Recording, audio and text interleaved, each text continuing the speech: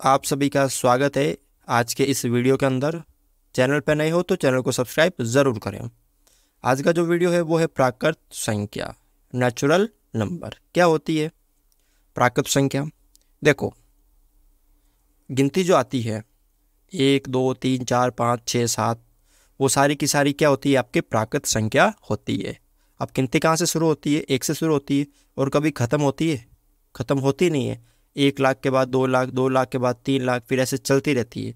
जैसे जैसे आप आगे बढ़ोगे वो गिनती जो है वो चलती रहती है। यानी गिनती का मतलब कभी ख़त्म होगी नहीं वो। अब जो ख़त्म नहीं होगी उसे क्या बोलते हैं? अनंत बोलते हैं ना। तो इसकी मैं परिभाषा आपको लिखवा देता हूँ। तो प्राकृत संख्या की परिभाषा कुछ इस प्रकार हो गई कि 1 से शुरू होकर अनंत तक चलने वाली संख्या को प्राकृत संख्या कहते हैं। अलग अलग परिभाषा हो सकती है, ठीक है। आपको याद करने के तरीके से मैंने ये लिखा दी कि 1 से शुरू होकर कहाँ तक चलती है? अनंत तक। तो उसे हम क्या कहते हैं? प्राकृत संख्या कहते हैं। समझ में आ गई? 1 2 3 4 5 6 ऐसे लेकर अनंत तक वो सारी की सारी प्राकृत संख्या, यानी हमारी जो गिनती है 1 से लेकर, वो सारी की सारी क्या होती है? नेचुरल नंबर होते हैं। आगे देखो, इसे n से दर्शाते हैं। किसे? प्राकृत संख्या को।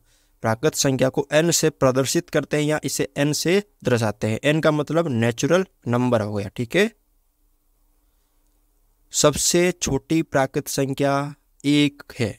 ध्यान रखना, ये क्वेश्चन पूछा जाता है कि सबसे छोटी प्राकृत संख्या कौन सी है? 1। क्यों? क्योंकि प्राकृत संख्या कहाँ से शुरू होती है? 1 से शुरू होती है, ठीक है। तो यही था प्राकृत संख्या के बारे में। समझ में आ गया होगा। आशा करता हूँ कि आपको